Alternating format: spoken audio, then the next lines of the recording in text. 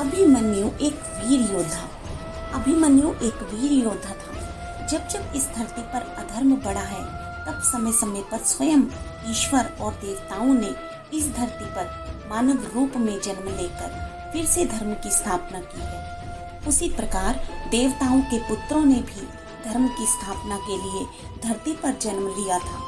महाभारत की कथाओं के अनुसार अभिमन्यु को चंद्रदेव का पुत्र भी माना जाता है। एक पौराणिक कथा के अनुसार संसार में अधर्म बढ़ने के कारण सभी देवताओं ने अपने पुत्रों को अवतार के रूप में धरती पर भेजा था, ताकि वो असुर शक्तियों से लड़ सकें। परंतु चंद्रदेव अपने पुत्र का वियोग सहन नहीं कर सकते थे, इसलिए उनका पुत्र केवल 16 वर्ष तक की आयु के लिए ही इस धरती पर जन्मा था। जब अभिमन्यु अपनी माता सुभद्रा की गोद में थे, तब अर्जुन सुभद्रा को चक्रव्यूह भेदने का रहस्य बता रहे थे, जिसे अभिमन्यु ने कोख में ही सुन लिया था। पर सुभद्रा के बीच में ही सो जाने के कारण वो व्यूह से बाहर आने की विधि नहीं जान पाए, जिसका परिणाम हुआ उनकी मृत्यु।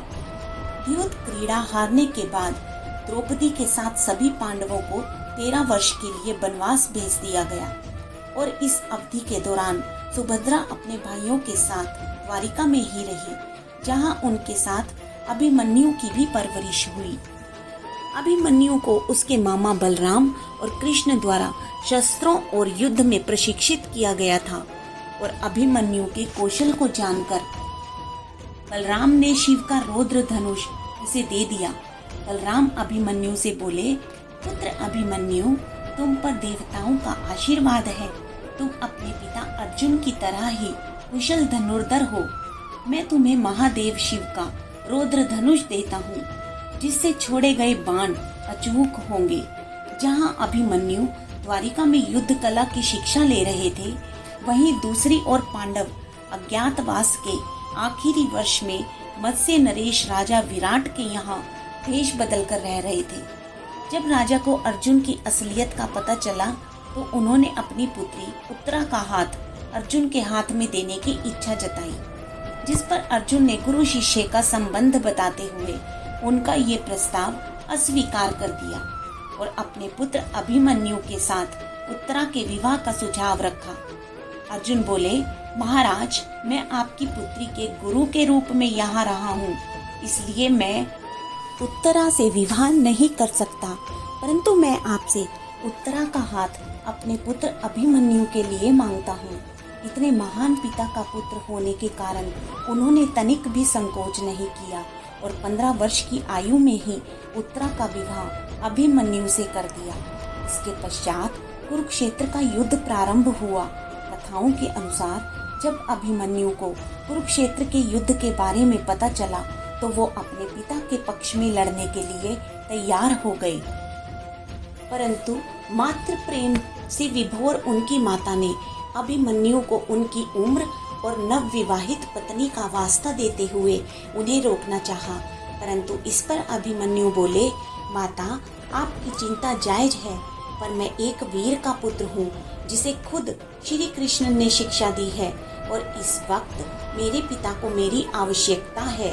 यदि मैं संसार के मोह को ही देखता रहूंगा, तो मैं वीर क्षत्रिय कैसे कहलाऊंगा। माँ, आप मुझे आज्ञा दीजिए। अपनी माता से आशीर्वाद लेकर अभिमन्यु सभी अस्त्रों शस्त्रों के साथ युद्ध के लिए निकल पड़े। कुरुक्षेत्र का युद्ध कुल 18 दिनों तक चला, जिसमें युद्ध के 13वें दिन को अभिमन्यु के युद्ध कौशल और बलिदान के लिए जाना जाता है। महाभारत की कथा के अनुसार अर्जुन युद्ध करते करते युद्ध भूमि से काफी दूर चले गए थे और इसी बात का फायदा उठाते हुए गुरु द्रोण को एक योजना सूझी और उन्होंने दुर्योधन से कहा कि अर्जुन अभी युद्ध क्षेत्र से बहुत दूर है। चक्रव्यूह निर्माण का ये उचित समय है। मैंने चक्रव्यूह भेदने का तरीका सिर्फ अर्जुन को बतलाया था। अगर मैं बाकी पांडवों को चक्रव्यूह भेदने की चुनौती दूं, तो वो पीछे नहीं हट पाएंगे और हम उन्हें मार सकते हैं। इसके बाद गुरु द्रोण पांडवों को चक्रव्यूह भेदने को ललकारने लगते हैं, जिसे सुनकर युधिष्ठिर चिंता में पड़ गए और उन्हें चिंतित देखकर अभिमन्यु बोले, महाराज, आपको चिंता करने की कोई जरूरत नहीं है। चक्रव्यूह को भेद कर अंदर जाने का तरीका मैं जानता हूँ। युधिष्ठिर बोले, वो कैसे? चक्रव्यूह का ज्ञान तो केवल अर्जुन के पास ही है। अभिमन्यु बोले, जब मैं अपनी माता की कोख में था तब पिताजी ने मेरी माता को चक्रव्यूह के रहस्य के बारे में बताया था, जिसे मैंने कोख में ही सुन लिया था, लेकिन चक्रव्यूह से बाहर निकलना मुझे नहीं आता। अभिमन्यु के साहस को देख भीम ने उसे आश्वासन दिया कि वो सब उसके साथ साथ अंदर जाएंगे और जब वो 7वें चक्र में पहुंचेंगे वो अकेले ही सबको अपनी गदा से मार डालेंगे। योजना के अनुसार अभिमन्यु अपने रथ सहित चक्रव्यूह में घुस गए और अपने पिता की तरह ही दुश्मनों पर अनगिनत प्रहार करते हुए आगे बढ़ने लगे। अभिमन्यु के प्रहारों से कुरु सैनिकों के खून से धरती लाल होने लगी और इसी बीच अभिमन्यु का सामना हुआ दुर्योधन के पुत्र लक्ष्मण से। दोनों ही कुशल योद्धा थे और अपनी अपनी कलाओं में निपुण। दोनों में भीषण संग्राम छिड़ गया और वहीं दूसरी ओर जयद्रथ ने बाकी पांडवों को बाहर ही रोक दिया। जयद्रथ को शिव का वरदान था कि वो एक दिन अर्जुन को छोड़कर बाकी सभी पांडवों पर भारी पड़ेगा और इसी वरदान स्वरूप उसने पांडवों को रोक लिया और अभिमन्यु अकेले ही चक्रव्यूह में लड़ने लगे।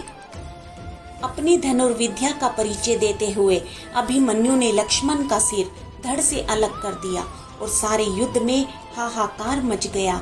अपने पुत्र के मृत शरीर को देख दुर्योधन क्रोध में बौखला गया और उसने धर्म की सारी सीमाएं तोड़ डाली। दुर्योधन गुरु द्रोण से बोला, इस बालक ने मेरे प्रिय पुत्र का वध किया है। मैं इस अर्जुन पुत्र को जीवित नहीं देख सकता। अब ये संसार वो देखेगा जो इतिहास में कभी नहीं हुआ। दुर्योधन ने युद्ध के सारे नियम कायदे तोड़ते हुए कर्ण और द्रोणाचार्य समेत 7 महारथियों के साथ अभिमन्यु को घेर लिया। उसके बावजूद भी अभिमन्यु पूरी ताकत से लड़ते रहे, किंतु 7 ने मिलकर उनके रथ के घोड़े मार दिए। जिसके बाद अभिमन्यु ने रथ के पहिए को रक्षक कवच बनाकर तलवार से लड़ाई जारी रखी, लेकिन शत्रुओं के तेज वारों से तलवार और रथ का पहिया दोनों टुकड़े टुकड़े हो गए। इस मौके का फायदा उठाते हुए अभिमन्यु पर जयद्रथ ने पीछे से प्रहार किया। इसके बाद एक के बाद एक 7 योद्धाओं ने वार पे वार शुरू कर दिए, जिससे अभिमन्यु वहीं पर वीर गति को प्राप्त हो गए। अभिमन्यु की सूचना जब अर्जुन को मिली तो वो क्रोध से भर उठे और उन्होंने प्रतिज्ञा ली कि मैं ये घोषणा करता हूँ कि कल सूर्य अस्त से पहले मैं जयद्रथ का वध कर अपने पुत्र की मृत्यु का प्रतिशोध लूंगा, और अगर मैं ऐसा नहीं कर पाया तो मैं सभी के सामने अपना शरीर त्याग दूंगा। अगले दिन अपने पुत्र की मृत्यु का प्रतिशोध लेने के लिए अर्जुन महाकाल बनकर कौरवों की सेना पर टूट पड़े, पर सैनिकों की गिनती खत्म ही नहीं हो रही थी और इसी बीच जयद्रथ युद्ध क्षेत्र से दूर चले गए। वहीं सूर्यास्त का समय भी निकट आने लगा। ये देख सभी कौरव हंसने लगे, परंतु वो ये भूल गए थे कि पांडवों के पक्ष में स्वयं भगवान हैं। कृष्ण ने चतुराई का सहारा लिया और अपनी शक्तियों से सूर्य को ग्रहण लगा दिया, जिससे कौरवों को लगा कि सूर्य अस्त हो चुका है। जिसके बाद वो सभी अर्जुन को आत्मदाह करते हुए देखने के लिए वहां आ पहुंचे, जिसमें सबसे आगे जयद्रथ था। तभी कृष्ण ने अपना हाथ हवा में उठाया और चमचमाता सूरज सबके सामने आ गया। जयद्रथ कुछ भी कर पाता उससे पहले ही अर्जुन ने अपने बाणों से उसका वध करके अपने पुत्र की हत्या का प्रतिशोध लिया। तो दोस्तों, ये थी वीर अभिमन्यु की संपूर्ण कहानी, जो वीरता, महानता और पुरुषार्थ का एक महान उदाहरण है। जय श्री कृष्ण, जय श्री राधे।